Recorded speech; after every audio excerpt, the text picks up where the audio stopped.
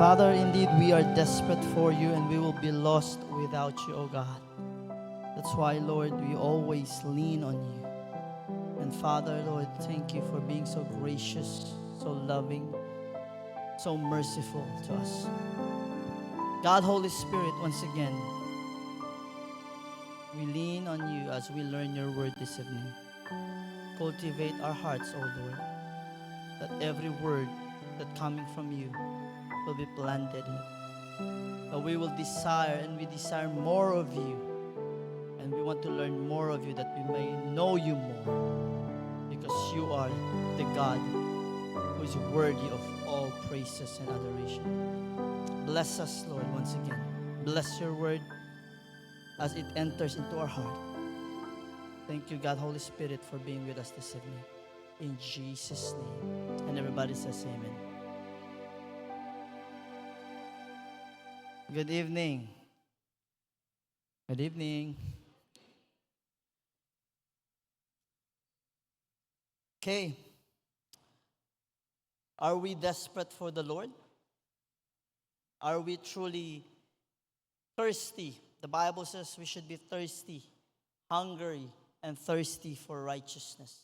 It means naagid sa atong kasing-kasing the desire to get to know the Lord more. And before I go to the message, there are people, even Christians, who think that I cannot worship God because I am not perfect, I am not this, and I am not that. Actually, it's the other way around. The more we worship God, the more we are transformed to become like Him. And so, please remove na di ustedes mind na I cannot worship God because of my imperfection. Hindi, galansi na. Anyway, do we trust God? Sure. How many of us here pasa or tiene ara grande problema or testing na bida? To the point, we question si kaya bagat si Lord. Or sometimes, takeda kita impatient, tinebes kita eltan counsel ko no Senyor, no? Dabla kita, hindi ansin na Lord, debe ansin na to ase. Kala kalalbida kita na mas brightly ka naton and masabili. I'm going to share tonight about trusting God's judgment and process. Trusting God's judgment and process. Now, when I say judgment here, I don't mean el judgment na dahil el hukum na impyerno or cielo. It means His judgment, which makes Him a good counsel, a good tactician. That's the reason why He is called a wonderful counselor. Si bueno to na plano, el gente bueno na plano, quiere decir bueno el judgment de suyo. So it means the person can decide na that would lead to victory. Even in choosing someone, you need to have the right judgment. So amo es na tabla ki, hindi kaya judgment siyang culpa to hindi. But judgment, knowing what is right from wrong, what should be and what should not be. Okay? And so when you have a right judgment, it means the process will also be, the outcome of it will be successful. But here's the thing. Tonight, as we go on, we will see that the Lord uses unconventional, or sometimes for man, it is illogical. That's why it's so easy to say, I trust God's judgment or His process, pero si Talia to, sinabes tang question gato. Because we as humans, we are confined in a box. It means everything must be in a logical sense. But here's the thing. The reason why we cannot explain the Trinity to its fullest, because God is infinite. And for us, there are times na taprikura kita kapresendol hindi man amo because we think it is illogical. Now, again, may I ask you, do you trust God's judgment and process? Let's go to the book of And I would encourage you to read the book of Judges, chapter 6 and 7. Kaya hindi sa kita pwede le entero ara. Pero el passage di mio ara is tali. And in this passage, we will dive in. We will see a story of divine intervention, a story about trust, a story about God's mysterious ways regarding His judgment and process. This is a story about Gideon. Conoce ba kita ang Gideon? Kasi kada di si nombre si Jerubbaal. It was changed to Jerubbaal. Gideon was a man chosen by God to lead Israel to victory against the Midianites.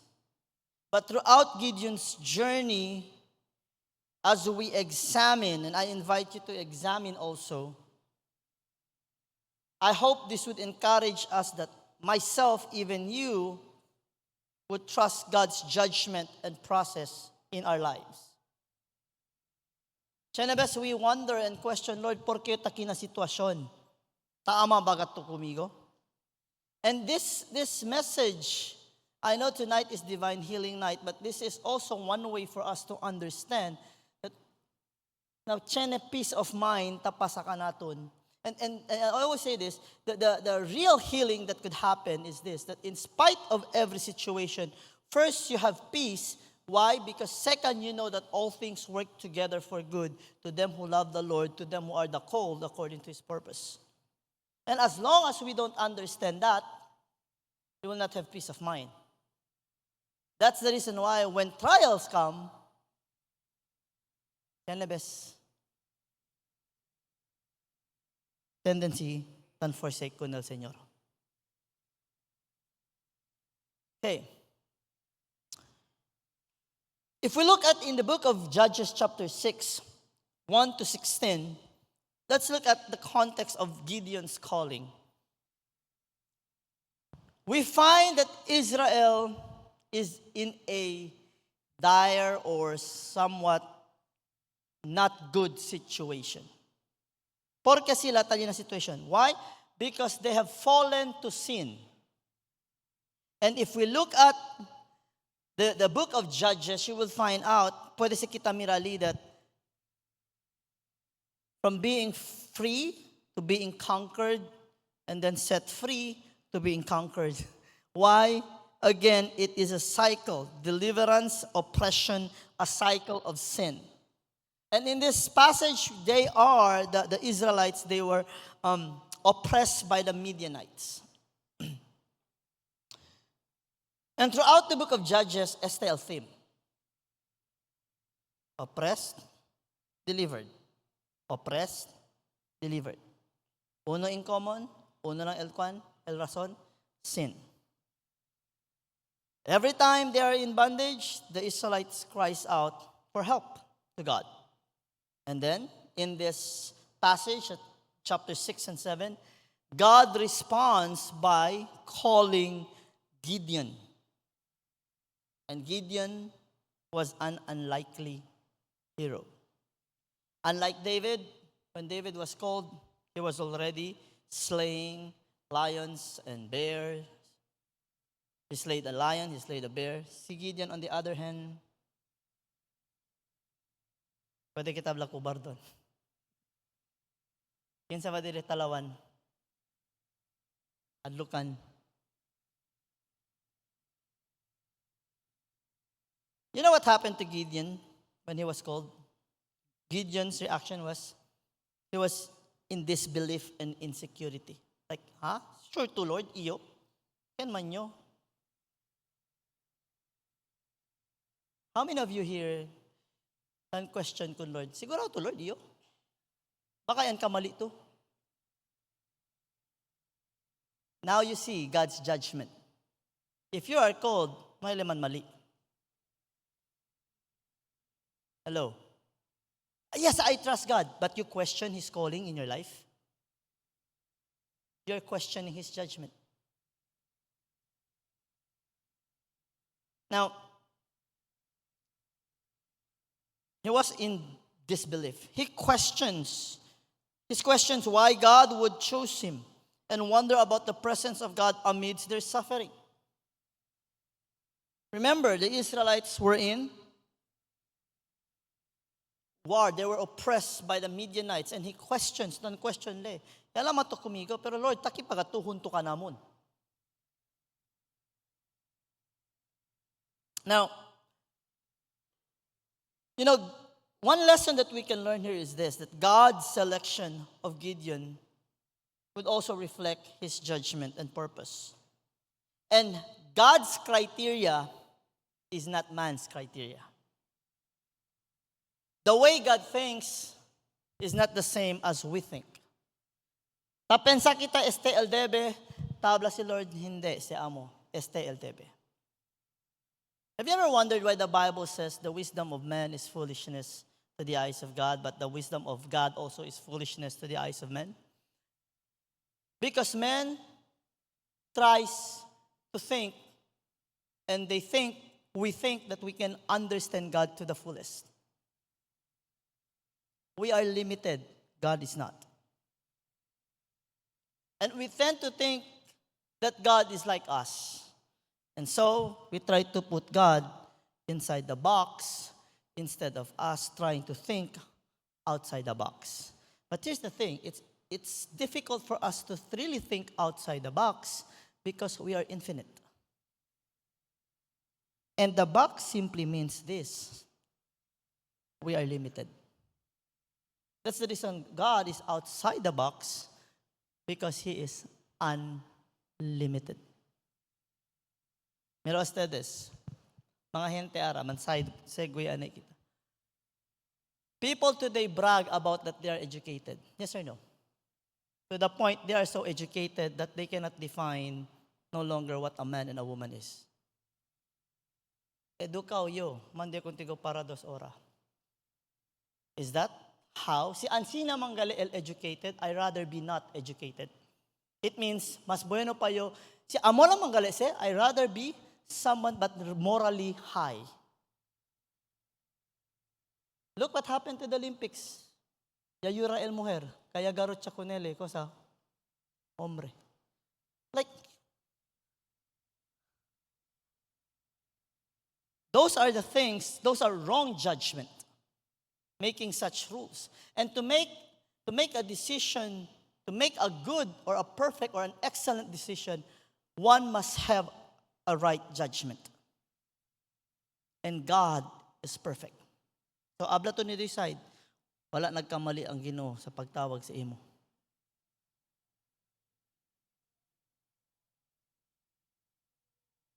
Amen ba?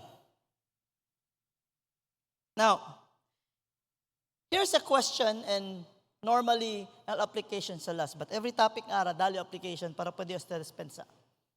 Here's a question and also an application at the same time. May I ask you, how often do we question God's timing and God's choice para natin bida? How often do we ask?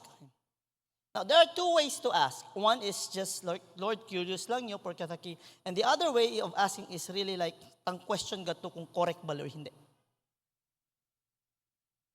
But naman kal pensa, just imagine, or just think, how often do we ask? Like, within this week, have we even asked, like, Lord, amo ba se? Ito ba liba kumigo ki? Taki ba tuhon to kumigo? Porque taki ara sitwasyon. Gideon felt unworthy, and he was uncertain of God's plan. Pero siya preguntale. Gideon somewhat tablale conosele de himself. Like, si Gideon, ele mismo tabla, hindi le worthy. He is not up to the job. Naimangga kung kanya lang si Lord, no, na abla sila, yes, Lord, no, igato mang kamali, iyo gayot, the right person. Naiman tayo kakakinan sila, no? Kaya maskin si Moses, gani, abla, Lord, time pa, hindi, ho. Makahuya tamen si abla kun si Lord, I chose you. Tumpak gat to Lord, tas pera lang gat yo contigo lang to kumigo, kay hindi gato mang kamali si iyo. Makafuya tamin, no? Well, abla ka si Lord, time pa. Baka aliyan ka mali, kay maayre manggali to. And so, before I proceed, always remember this verse. God will always use the fool to confound the wise. And here's the thing. A person who is not in Christ is known as fool. But God will use those people who are willing to be used by God to confound those who profess to be wise. Did you get that? Because the only way to be wise in this world is to have the wisdom of God. And so people around us professing that they are really educated, they have done many things, and yet they cannot decide the difference between a man and a woman. They're just pretending to be wise. Clearly, they have no sense of right judgment.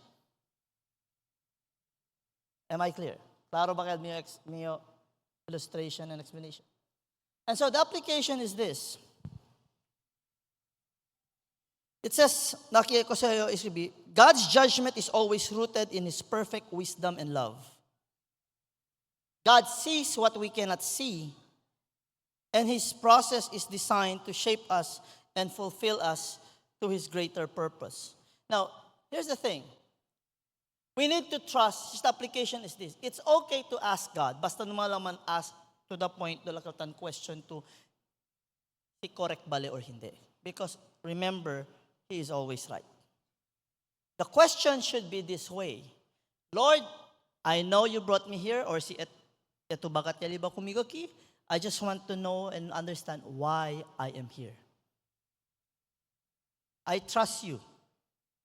But Lord, hente lang nyo. I don't see what you see. Ikaw lang ba el bata, jutay, si channel ko sa karabla to numa or liba to kunela, the process of leading a child to grow in the fear of the Lord, they don't see that.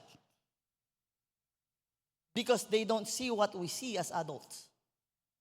And the only way for them to understand is, is for us adults to make them understand.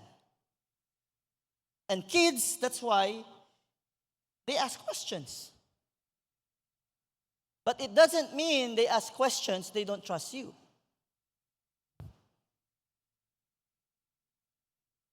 Hello. There's no problem asking God. Well, in fact, el second kondiaton is the testing and assurance that Gideon was asking. It's found in Judges chapter 6, 17 to 40. Throughout this passage from 17 to 40, Gideon seeks assurance. He seeks assurance from God through a famous sign of fleece. He asked God to confirm His will with a miraculous sign. Aki pa lang we can see the power of God. We can see how God, shows His grace and His, hindi le, to the point na yan, pregunta lang si Gideon yan, condemn le dayan kun Gideon. He demonstrated His grace by confirming a miraculous sign. Remember, Gideon twice le yapidil sign. El first, yamanda le pone el flee, si el gras el queda, muhaw el flee seco. Alaman niya na andale, uy, seco man. Lord, may labla, Lord, I confirm, no? Lord, sige daw, sigurayo. Mañana, asayo baliskat, Lord, ha? Kasayo pidi contigo, Lord. Para confirm lang gat, yung siya lamang bakat kumigo. Mañana, el muhaw, seco todo. And God answered. Why? To confirm Gideon's question towards God.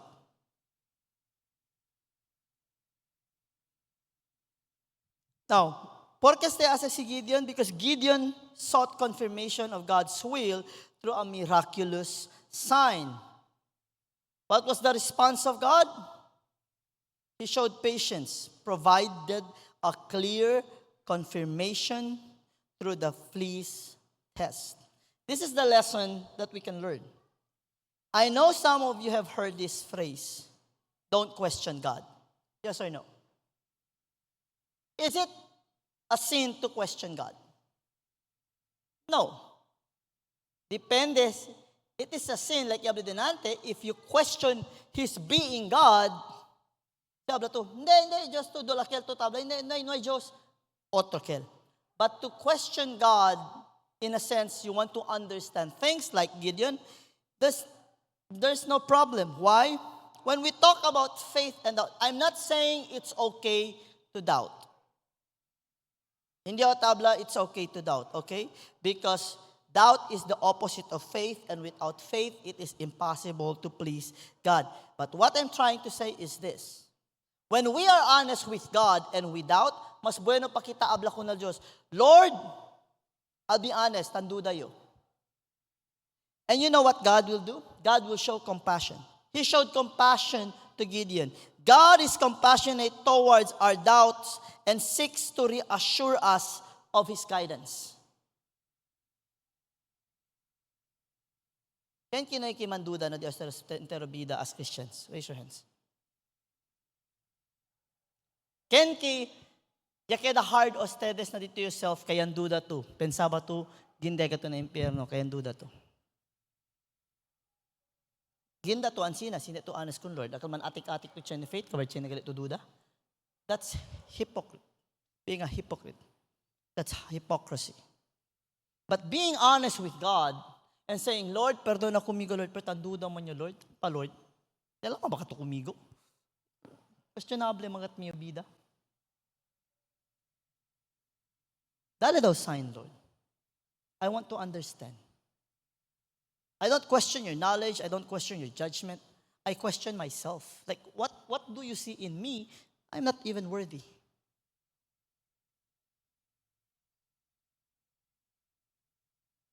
You see, the problem is, Chenebes el pride. We don't want to be honest. Well, in fact, maski galgatabla, God sees our heart. And that is the lesson that we can learn, is seeking confirmation. The lesson is that this God is compassionate, and if we are honest with Him when it comes to doubt, He's going to reassure us and guides us. And the application is seeking confirmation. Why? It's natural to seek reassurance when facing challenges. We are not God. We are humans. It's okay to ask God because God understands that I need, you need clarity, and He will guide us in uncertainties. How many of us here, mga parents, si hindi klaro ko sa taas el anak, inuhay pa man sa ligagat di miyo, ansina kay si Sak, hindi pa man tang kwento, pero liga el question diha to ko nila, na naman ka mangutanong-utana, padayon na lang, tuon na lang ka sa unggi ingon. Is that good? Like, when a parent, like your aunties kung daddy, abla pa kung daddy, ayaw ka ato dito kay ana, and then like, ato kay daddy, dad, wala man sala, dili man kay kwano, kay mas makwan man ka sa kwa, pero nga no man. And then, abla si kong daddy, lingkod diri, kay pa sabot na ko sa imo. Ani na siya. And then, si Clara, ay ana, nandi na lang ko. Because there are times, maskin abla kita kanila, they just don't understand. They need to sit down and really ask for the explanation.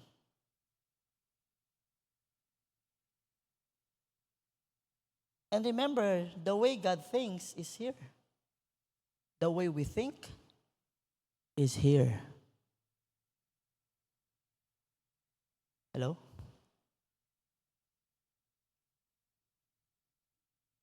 Bali pa ba kita?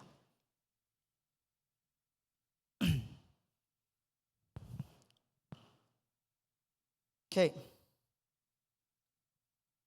Now,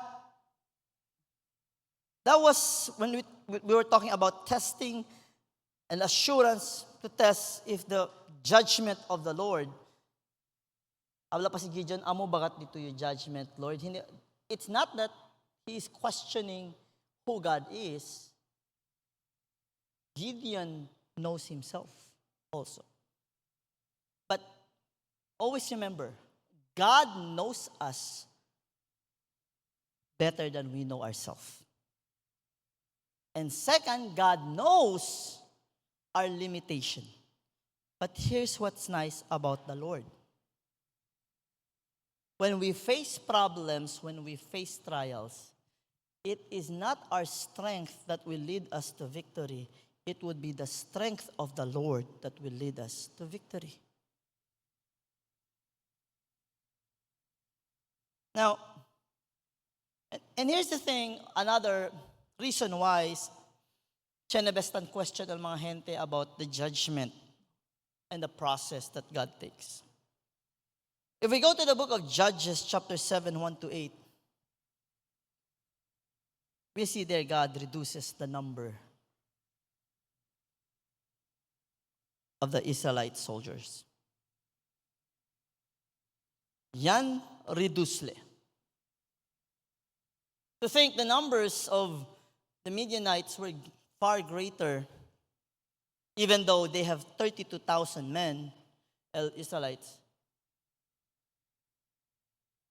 Pero abla pa si Lord, manada man, daghan man kaayo, 32,000. Daghan man kaayo. Like, dahil ko na sa anay perspective, no, man try kita man imagine. Palang staya para example lang, hindi kay taroga kita sinapasa.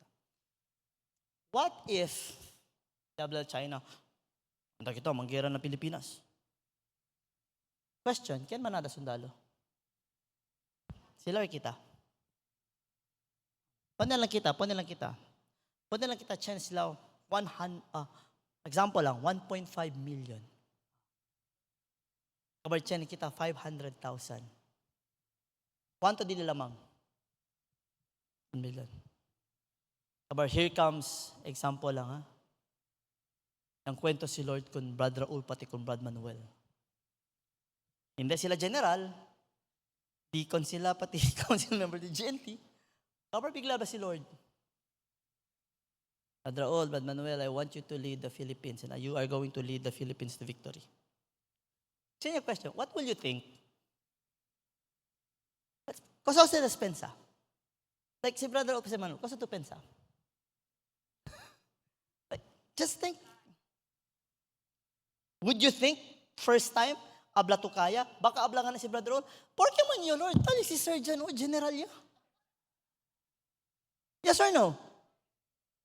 To make matters worse, for example lang, Yakrel Presidente, o niya kung Brother Raul pati Brother Manuel, ustedes siya man lead. O ko na, leader yung ustedes.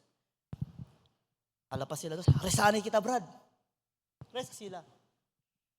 Harap na si Lord. Boys, yes, Lord.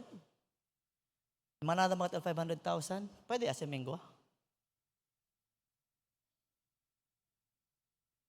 Basta ka sila sa Brad. Ay, Lord, 1.5 million soldiers. 500,000 ng Pilipinas. Manda paga tumengwa. Actually, tabus ka paghanay kami, ken kere sige. Think of that for a moment. Si gente con ustedes habla. Cosa to habla con la gente?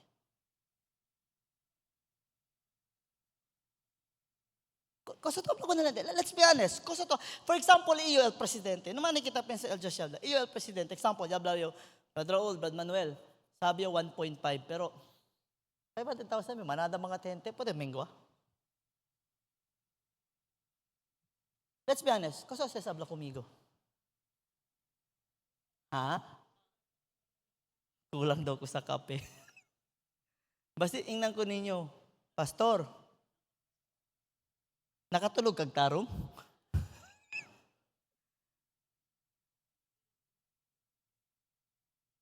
This is what the Lord told Gideon. But look at the process of God. El first siya man dala kita, porque man, mga midutin. Kung saan man to si manada, midutin man el otro. Alale, aquellos mga tachen miedo, mande volve, sige kere volve. from 32,000. And may I ask you, was the plan of God conventional or unconventional? Was it logical or illogical? Na mind lang del gente. It was illogical. And so, God instructed Gideon to reduce the army. There were 2 testings until the army just reached 300. And here's the thing, si Gideon, if, I believe, mas impakilaya nerbiale. Kay, sila kita na chapter 7, anda kita na ko sa el verse denante. El scripture reading.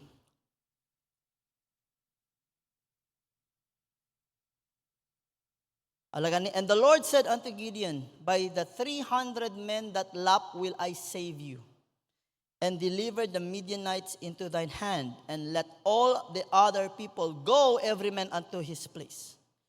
So the people took victuals in their hand, and their trumpets, and he sent all the rest of Israel, every man unto his tent, and retained those 300 men, and the host of Midians was beneath him in the valley.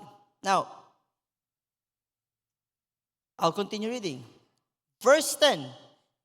Sabi si Lord, but if thou fear to go down, go thou with Purah, thy servant, down to the host.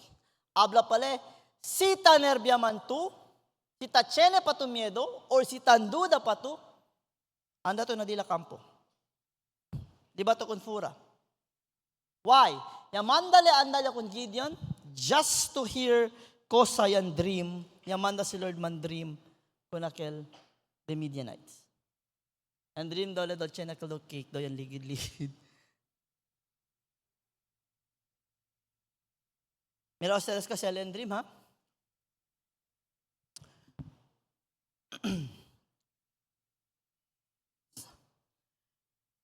And thou shalt hear what they say, and afterward shall thine hands be strengthened to go down unto the host. Then went he down with Purah his servant unto the outside of the armed men that were in the host. And the Midianites and the Amalekites and all the children of the east lay along in the valley like grasshoppers for multitude, and their camels were without number as the sand by the seaside for multitudes. Bien manada gat sila contra.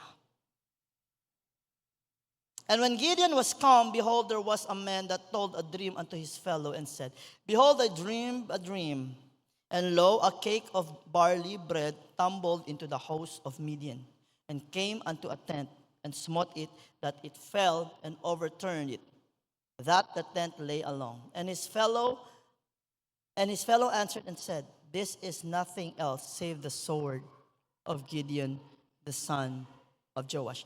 This is their very enemy saying it. You see how God moves? Hello?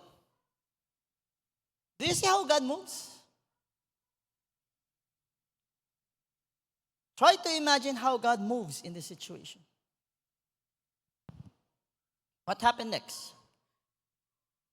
Gideon was strengthened, filled with courage. What they did first was this. They worshiped God. You see, the thing that we must do in every situation is this. If we really trust God and His process, if we really trust His judgment and His process, it means this. We will always worship no matter what. We will never murmur. Questioning God is not murmuring. El murmuring este kosegat Lord, jalibet amin hindi kat siya mo Lord, tara sayo gani pirmi ansine pat kumiyo pasa. That is murmuring. But just to say, Lord, ayun ako kumiko Lord, hindi te entende kundi ara sitwasyon like I know there is victory in you, but this is my problem, Lord. Like, help me understand. Hindi kay Lord, mira to sitwasyon, Lord. Ansina to debe as a Lord. Kaldiya po yung taresa. Hindi ansina, Lord. Mira to. Imbes okay mas grabe man niya keda. Just think of this. From 32,000, ras kakabesa ya si Gideon. 32,000, manadagat sila kontra. Okay, kaya si men. Siguro yung pep talk ya si Gideon. Let's go guys, the Lord will be with us. 32,000, manada sila. Ngayon sa problema. Okay, so let's be ready. Pak, durmi si Gideon. Gideon, yes Lord, mengwa gente. Like, Lord, grabe ang yung problema, aumenta pa gato. Hindi ba pwede era, Lord? Abla to, na iba news akel, 32,000, Gideon, ya imbiyayo another 32,000 na estaban na destes vecinos para ya ayuda con ustedes. Porque mengwa. But here's the thing we need to understand. Throughout the Israelites, they were always outnumbered. Abraham, when he saved Lot, he was outnumbered. You know why? Because this is the answer to it. You know, God's process often defies human logic. Yes or no? He often defies human logic. How many of us here, pwede kita ayuda kun Lord, and then from time na mira kita what do you call this? Resulta, nakaingon yun ta, imposible yun to, pero nga naman na victory. The fact yabla kita, imposible kel, pero porque ste pasa. It means it defied logical reasons.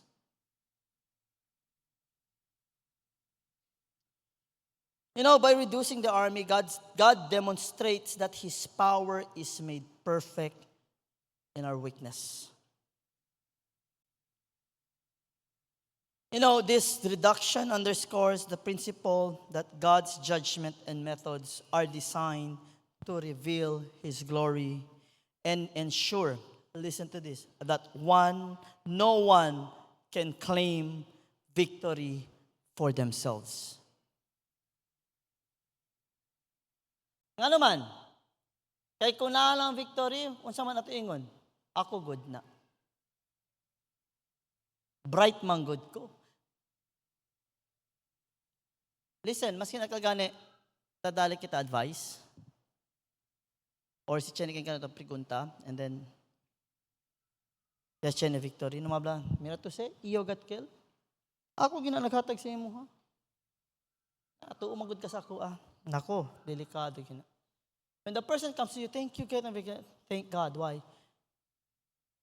Pulong mo to sa Ginoo, gigamit ako para ingon sa imo.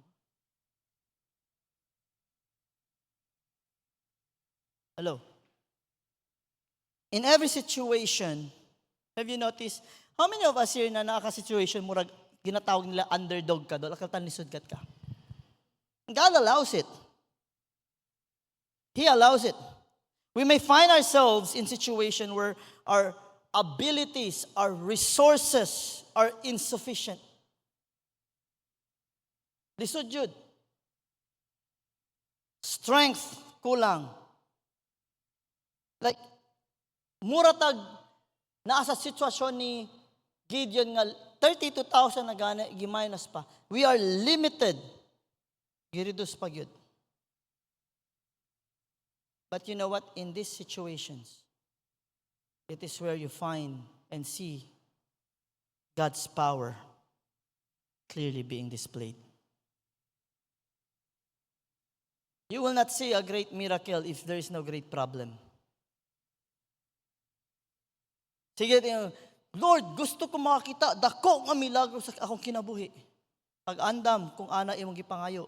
Kay kung nangayo ka dako ka milagro sa imong kinabuhi, na ay dako nga problema mo abot. Ngano man, walay dako nga victory kung walay dako nga problema. Mauna, ayaw na mo mangayo og dako nga milagro. Pero kung naay dakong problema mga abot, ayaw atrasi. Kung naay dako problema, si Chene Grande problema taliga na bida, abla lang, uy, dako problema, welcome, nga naman, kay makakita akong dakong milagro.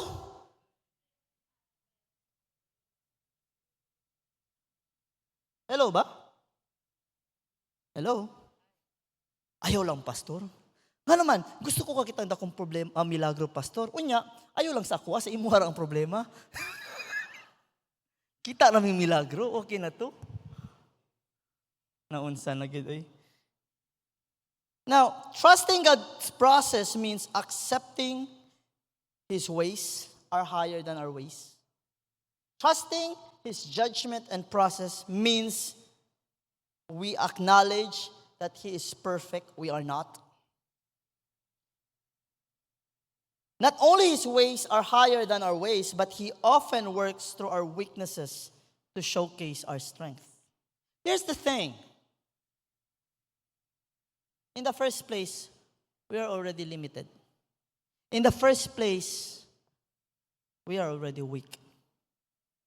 And now, let the weak say, why are you strong? Why do you think? Because of what the Lord has done. His strength is made perfect in us, thus leading us to victory, and the glory of God is being seen. Not only the glory of God is being seen, God is glorified. In the book of Judges 7:9-25, hapit ako mahuman. When the battle unfolds with Gideon's small and faithful army, everybody say with me, small, faithful.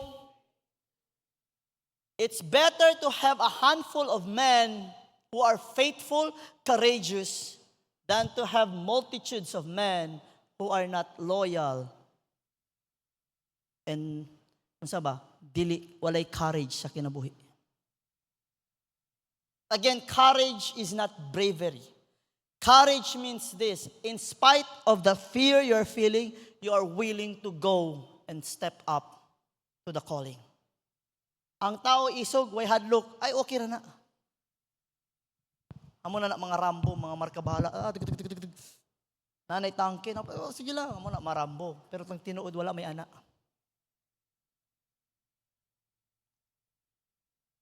Small in numbers and yet faithful.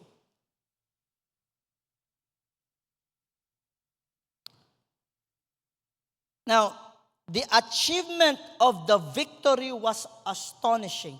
Why? 300 people, 300 persons defeated multitudes. Este el original 300. And why sila grita, au, au, au? Diba? Spartans! Au, au, au. Ano mga sila? El original 300 este. El original 300, ella grita este. The sword of the Lord and of Gideon. The sword of the Lord and of Gideon. Can you shout the sword of the Lord and of Isaac? Yes. If I have the Holy Spirit and the word of the Lord is the sword of the Spirit, and I have the Holy Spirit and I have the word, I can say the sword of the Lord and of Isaac. Pero hindi nasa include yung nombre. I'll just say the sword of the Spirit.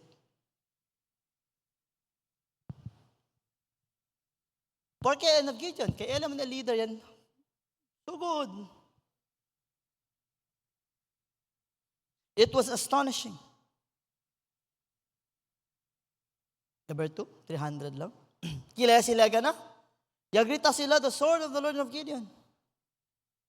And they were not breaking the skulls of the enemy. They were breaking jars.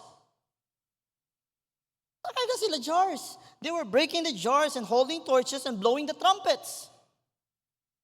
Like, where do you see a war, only 300 men, and then winning by not killing people, but just blowing the trumpet, breaking the jars, holding torches, and shouting, the sword of the Lord and of Gideon. You know what happened to the enemies? They killed each other.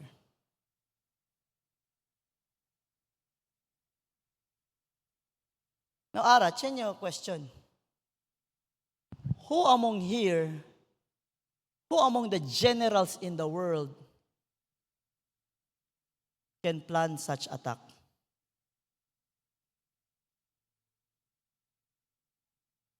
Ken na mundo pwede planyaan sina?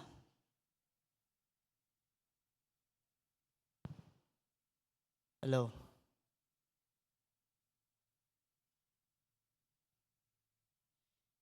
The Midianites were confused, leading to their own defeat. You know, it was indeed a great testimony of God's judgment and His process working together to achieve His purpose. What do I mean by trust? Why porket title, trusting God, trusting God's judgment and process? Who among you here wants to win and have the victory? Before you reach victory, there's a process. El problema ara ng mga gente, kaya lang sila el victory. Lord, padaugi ko, na pumanya ampu, daog dayon ko. God was molding Gideon as a leader. And God was also preparing Gideon that when the victory comes, hindi gindanali siya kabesa, el gloria todo de Diyos. Now, Kausal diaton, what's the conclusion of this? Here's the thing. You know, application is this: we are called to trust God. As we continue to be alive in this planet, we are all called to trust God. Not only in the planning and the process, but also in the outcomes. But it is only when we align ourselves with His will and His judgment we trust. Jesus understood this. Para siya blale, not my will, but your will be done. Don't look at your situation. Sometimes you pray, Lord, tabangi ko. Pagkaugma, murag kang mas gidown. Lord, ikaw doon ni mga tabangi ko, mas gidown ka. It doesn't mean God has let you go or gipasagdan ka.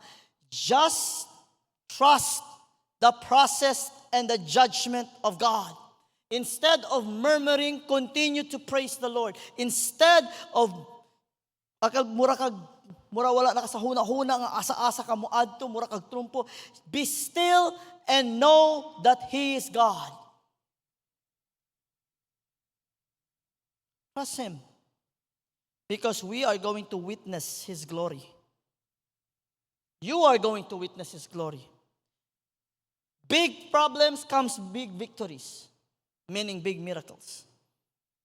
Our victories and success, it doesn't matter if it's large or small, but it should always point to the greatness of God.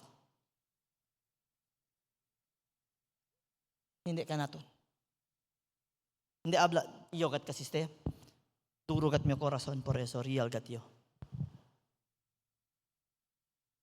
You know, I would like us to reflect on the story of Gideon. Let us embrace this lesson, trusting in God's judgment and process. I know, if not all, most of us here, nakil some na hindi entaw na all, baka strong niya kat sila, pero most of us here, I know, may still feel or have felt dolakal kita palta, uncertain, dolakal kita unworthy. But where you are right now, basta make sure it's not just because of your own career gayot. Maski niya kung tigo si Lord numa, ya career. But those, if you are there, if God has called you and you know God has really called you, listen to this. Naimang kamali si Lord. His choices, His methods are always perfect. When He called Joseph, pandeso niya si Joseph, alaman niya na ba, tayali na palas, tanrain? No. He was sold. He became slave. He was being persecuted, false accused. he was placed inside the prison cell before he became the right hand of Pharaoh. May I ask you, where was God when he was in prison? Where was God when he was sold? Where was God when he was falsely accused? God didn't go anywhere. God was with him. God allowed it. And if God allowed it, God planned the process. Kana may tabo? Okay, go. But listen, Satan can throw negative things, kosa-kosa. Always remember this verse from the Bible. The enemy might mean it for your destruction, but God will always mean it for good. And the reason why he will do it, not because for you to be known, but for his name to be magnified and glorified.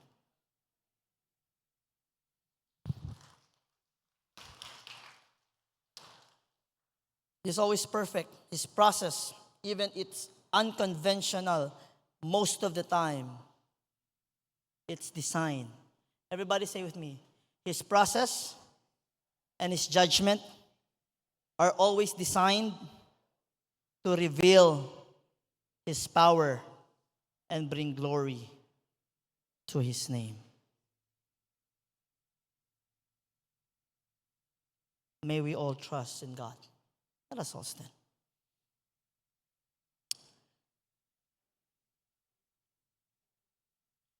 Habla to dito yung side. Trust in God, brother. Trust in God, sister.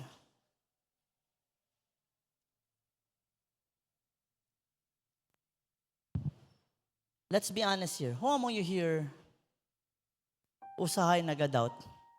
Raise your hands. Ayaw ka ulaw. Asa? Sometimes you doubt. Oo, taas na kayong kamot. Dili lang ana, taas na kayong kamot. Here's the thing, brothers and sisters.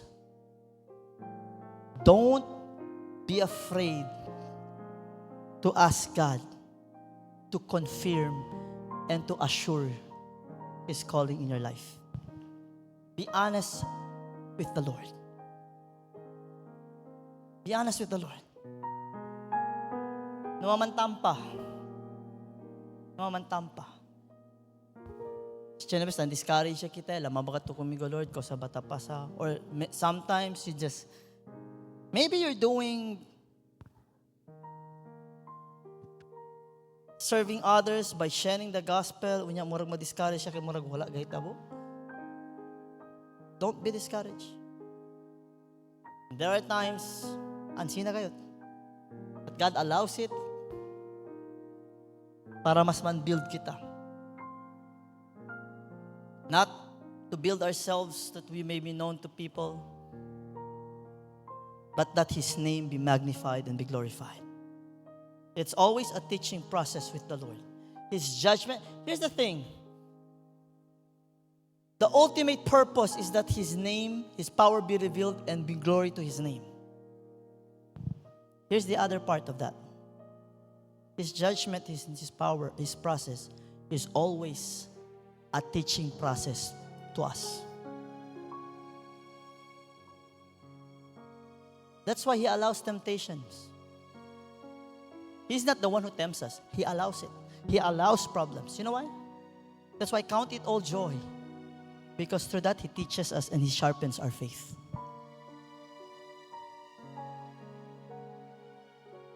I hope na kosa kita aprende ara, two things had happened. We understand how great and how in control or sovereign our God is. And second is this. We should always trust in Him, no matter what. No matter what. Hallelujah. Always seek His assurance. Embrace His process in our limitations. Always put in mind we are limited. Nuay para ko sa manhambog. We are limited. And for that, if we always remember that, we will always give glory every time we have victory. That's the reason why I would encourage everyone to walk in faith, confidently, knowing that God, who delivered Gideon, who delivered the Israelites against the oppression of Midianites, the same God who went to the battle with them, the same God who chose the 300, is the very same God who is with you right now. He is the same yesterday, today, and forever. He will never change. And He has promised God's children, He will never leave us nor forsake us. If you're in problems right now, Tiyan naman to uban na grande problema na apekto tamin to. I just want you to worship the Lord. Because now you know that God is in control, as how Gideon, when they knew that they're going to have the victory because they understood who God is, He's sovereign, they worshiped the Lord when they were strengthened. And if you're strengthened tonight, if your faith has been renewed, just worship the Lord. If you are sick this evening, that sickness is just a small thing for the Lord. Just worship the Lord. Just worship the Lord. Allow God to touch you this evening. I won't be praying for those who are sick, but I want you to worship the Lord. Even those who are watching through live stream, worship the Lord. Bless His name. Hallelujah. Hallelujah. Hallelujah. Bless His name. Praise His name. Magnify the name of Jesus. For it's the same yesterday, today, and forever. His judgments are true. His process is perfect. He is molding everyone. Hallelujah. Trust His ways. Blessed be the name of Jesus. Hallelujah. Oh, hallelujah, Lord. Hallelujah, Jesus. Blessed be the name of Jesus. Hallelujah. Hallelujah. Hallelujah. Worthy is your name, Lord. Hallelujah. Hallelujah. Hallelujah. Let us really pray that tonight would be a night na a starting point na mas queda solid di aton kumpiyansa ko ng Señor. He is a sovereign God. Blessed be the name of the Lord. Blessed be the name of Jesus. Blessed be the name of Jesus. Hallelujah. Worthy is your name. Worthy is your name. Worthy is your name. Thank you, Lord. Thank you, Lord. Hallelujah. Every burden becomes a blessing. Every burden becomes a testimony. Every burden becomes a victory in the name of Jesus. In the name of Jesus. Every doubt be turned into faith. Hallelujah. Hallelujah. Hallelujah.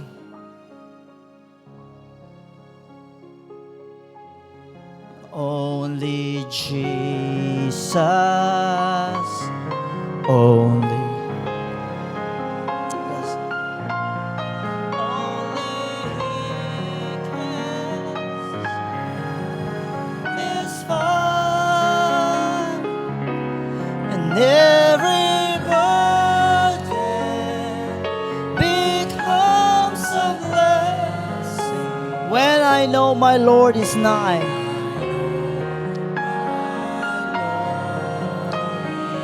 He is with you. Once again, only Jesus. Only Jesus. Only Jesus. Only He can satisfy. Every burden becomes a blessing. Becomes a blessing